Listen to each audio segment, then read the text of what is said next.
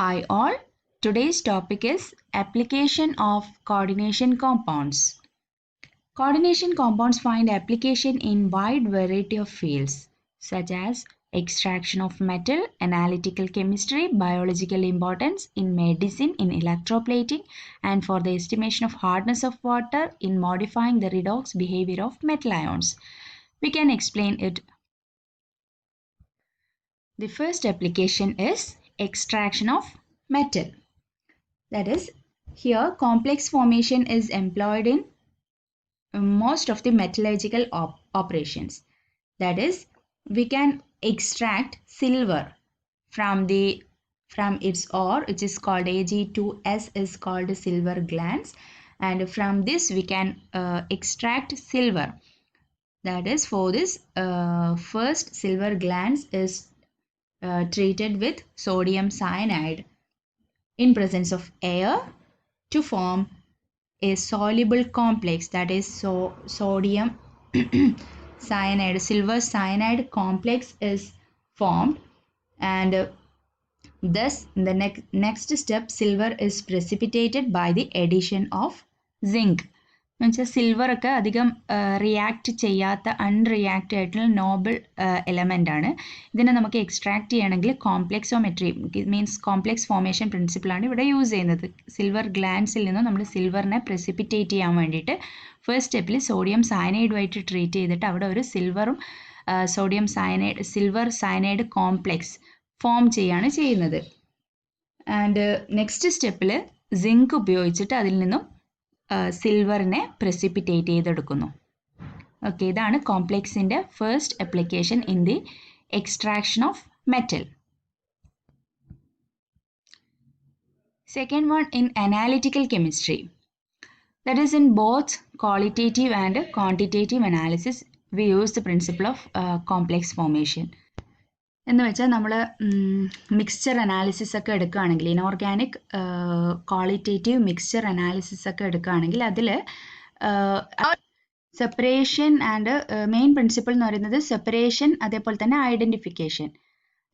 Inter ഗ്രൂപ്പിലൊക്കെ എടുക്കുകയാണെങ്കിൽ Inter ഗ്രൂപ്പിൽ നമുക്കറിയാം ഗ്രൂപ്പ് 0 to ഗ്രൂപ്പ് 6 വരെ ഉള്ളതിൽ ഓരോ മെറ്റലിനെയും അതിൻ്റെ ഗ്രൂപ്പ് വെച്ച് സെപ്പറേറ്റ് ചെയ്യുന്നുണ്ട്. അതിൽ തന്നെ സെയിം ഗ്രൂപ്പിൽ തന്നെ ചില സമയത്ത് ഒന്നിലധികം മെറ്റൽ അയോൺസ് ഉണ്ടാവുന്നുണ്ട്. അതിനെ സെപ്പറേറ്റ് ചെയ്യാൻ വേണ്ടിയിട്ട് നമ്മൾ ഇതേപോലെ കോംപ്ലെക്സ് ഫോർമേഷൻ പ്രിൻസിപ്പിളാണ് യൂസ് ചെയ്യുന്നത്.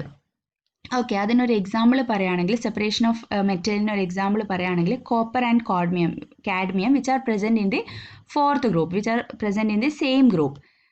അതിലേക്ക് നമ്മൾ ഹൈഡ്രജൻ സയനൈഡ് പാസ് ചെയ്യുന്ന സമയത്ത് രണ്ടും copper forming copper cyanide complex and cadmium form cadmium cyanide complexes. Both are formed, but copper is more stable than cadmium. Therefore, when we passed H2S to this complex, then cadmium only precipitated, that is cadmium precipitated as cadmium sulfide, but copper does not react. Okay, എന്ന് വെച്ചാൽ കോപ്പറും cadmium ഉള്ള കോംപ്ലെക്സിലേക്ക് നമ്മൾ ആദ്യം cyanide add ചെയ്തിട്ട് copper cyanide കോംപ്ലെക്സും അതേപോലെ cadmium cyanide കോംപ്ലെക്സും ഉണ്ടാകുന്നു. ഇനി ഇതിലേക്ക് തന്നെ നമ്മൾ H2S പാസ് ചെയ്യുകയാണെങ്കിൽ ഈ കോപ്പർ സയനൈഡ് കോംപ്ലെക്സ് എന്ന് പറയുന്നത് മോർ സ്റ്റേബിൾ ആണ് ദാൻ കാഡ്മിയം സയനൈഡ് കോംപ്ലെക്സ്. അതുകൊണ്ട് അതിലേക്ക് നമ്മൾ ഹൈഡ്രജൻ സൾഫൈഡ് പാസ് ചെയ്യുന്ന സമയത്ത് കാഡ്മിയം മാത്രം കാഡ്മിയം സൾഫൈഡ് ആയിട്ട് പ്രസിപ്പിറ്റേറ്റ് ചെയ്യുന്നു, കോപ്പർ റിയാക്ട് ചെയ്യുന്നില്ല. അതിൽ നിന്ന് നമുക്ക് എന്ത് ചെയ്യാം, കോപ്പറിനെയും കാഡ്മിയത്തിനെയും സെപ്പറേറ്റ് ചെയ്തെടുക്കാം. ഓക്കെ, ഇത് ജസ്റ്റ് ഒരു സെപ്പറേഷൻ്റെ ഒരു എക്സാമ്പിളായിട്ട് നമുക്ക് പറയാം. അതേപോലെ തന്നെ ഐഡൻറ്റിഫിക്കേഷൻ പറയുകയാണെങ്കിൽ ഒരുപാട് കോംപ്ലെക്സ് നമ്മൾ റിയാക്ട് ചെയ്യുന്ന സമയത്ത് ഒരുപാട് കോംപ്ലെക്സ് ഫോം ചെയ്യുന്നുണ്ട്. Most of the complex R coloured. For that we can identify easily. ഇവിടെ ഒരു എക്സാമ്പിൾ പറയുകയാണെങ്കിൽ ഒന്ന് അയേണിന് പൊട്ടാസ്യം ഫെറോസയനൈഡുമായിട്ട് റിയാക്ട് ചെയ്യുന്ന സമയത്ത് ഫെറിക് ഫെറോസയനൈഡ് എന്ന് പറയുന്ന ഒരു കോംപ്ലെക്സ് ഫോം ചെയ്യുന്നു. And the colour of this complex will be deep blue precipitate of ferric ferrocyanide form ചെയ്യുന്നു, which can be identified easily. And also when copper 2+ solution is or copper hydroxide, that is copper 2+ solution, is treated with ammonia or ammonium hydroxide, deep blue solution of tetramine copper 2 ion is formed. Copper 2+ ammonia ആയിട്ട് treat ചെയ്യുന്ന സമയത്ത് deep blue solution of copper ammonia complex. ഇതുപോലെ ഇത് 1-2 example മാത്രം. ഇതുപോലെ നമ്മൾ cation mixture analysis ചെയ്യുന്ന സമയത്ത് പല സ്ഥലങ്ങളിലായിട്ട് നമ്മുടെ മെറ്റൽ കോംപ്ലെക്സ് ആണ് ഫോം ചെയ്യുന്നത്, which can be identified by their colour. Okay, അതിൻ്റെ ക്യാരക്ടറിസ്റ്റിക്സ്, അതിൻ്റെ കളറൊക്കെ നോക്കിയിട്ടാണ് നമ്മൾ ഇന്നേ കോംപ്ലെക്സ് ആണ് അല്ലെങ്കിൽ ഇന്നേ അയോൺ ആണെന്ന് പെട്ടെന്ന് മനസ്സിലാക്കാൻ പറ്റുന്നത്. അതാണ് ക്വാളിറ്റേറ്റീവ് അനാലിസിസിൻ്റെ കേസിൽ. എന്ന് വെച്ചാൽ സെപ്പറേഷനും ഐഡൻറ്റിഫിക്കേഷനും നമ്മൾ ചെയ്യുന്നത് ഈ ഒരു ആപ്ലിക്കേഷൻ വെച്ചാണ്. ഗ്രൂപ്പ് സെപ്പറേഷനും അതേപോലെ തന്നെ സെയിം ഗ്രൂപ്പിലുള്ള മെറ്റൽ അയോണിനെ ഐഡൻറ്റിഫൈ ചെയ്യാം. ഓക്കെ, അതൊക്കെ ഇതിൻ്റെ മെയിനായിട്ട് അതിൻ്റെ ആപ്ലിക്കേഷൻ വരുന്നത് അതിൻ്റെ കളർ അതേപോലെ തന്നെ പ്രസിപ്പിറ്റേറ്റ് ഫോം ചെയ്യുന്ന നേച്ചർ കൊണ്ടാണ്. ഓക്കെ, ഇതാണ് ക്വാളിറ്റേറ്റീവ് അനാലിസിസിൻ്റെ കേസിൽ.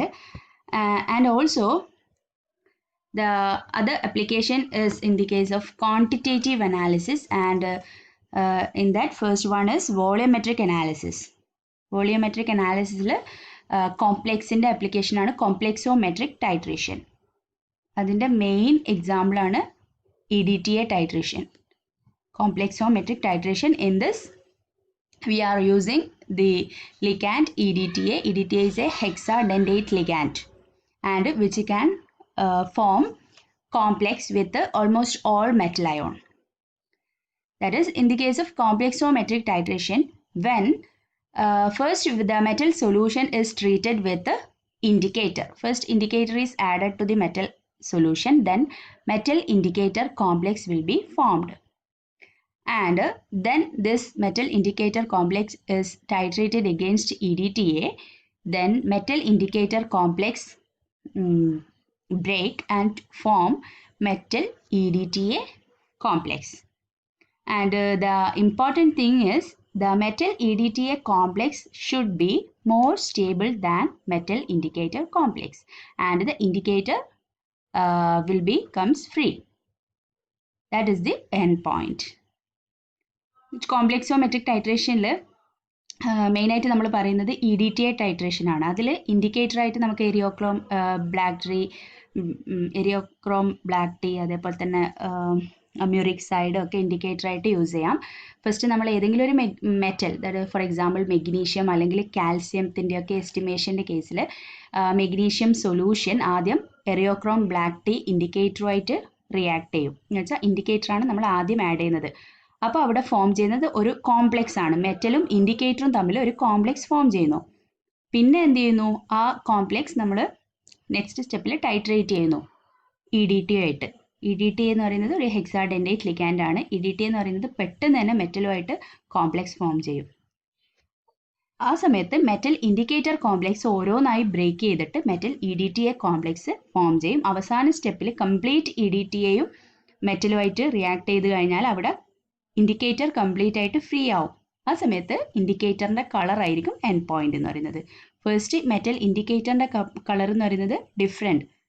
ഓക്കെ, ഇൻഡിക്കേറ്റർ ഫ്രീ ആയിരിക്കുന്ന സമയത്തിൻ്റെ കളർ, ഫ്രീ ആയിരിക്കുന്നതിൻ്റെ കളറിൽ നിന്നും എൻറ്റയർലി ഡിഫറെൻ്റ് ആയിരിക്കും മെറ്റൽ ഇൻഡിക്കേറ്റർ കോംപ്ലെക്സിൻ്റെ കളർ.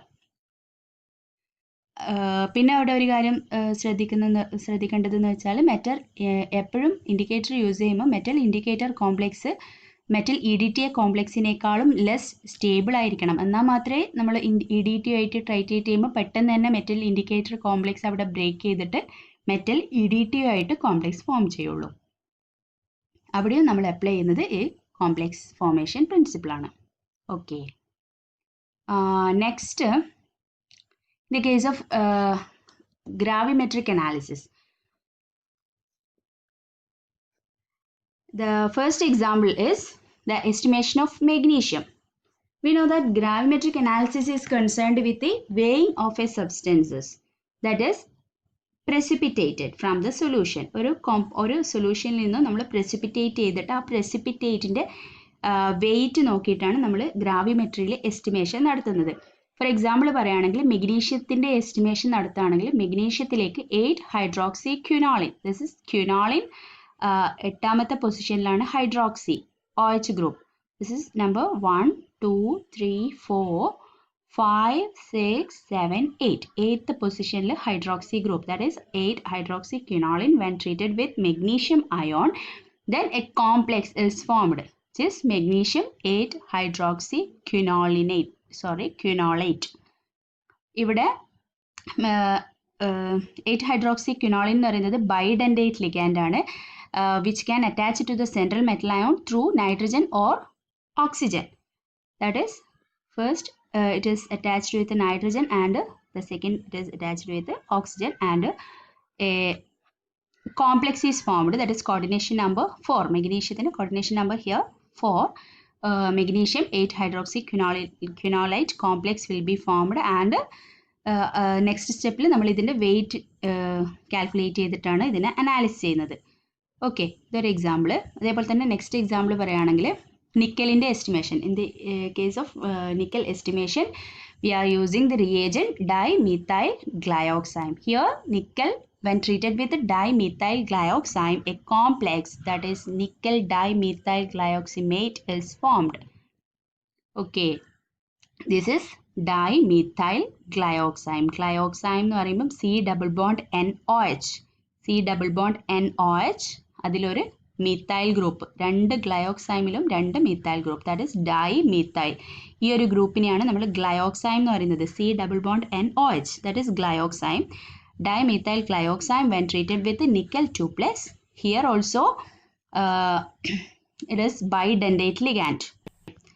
ഇതിലും സെൻട്രൽ മെറ്റലുമായിട്ട് ആറ്റോമായിട്ട് അറ്റാച്ച് ചെയ്യുന്നത് രണ്ട് നൈട്രജനിൽ കൂടിയാണ്. This nitrogen have lone pair of electron and also this nitrogen have lone pair of electrons and this attach to the central metal ion like this.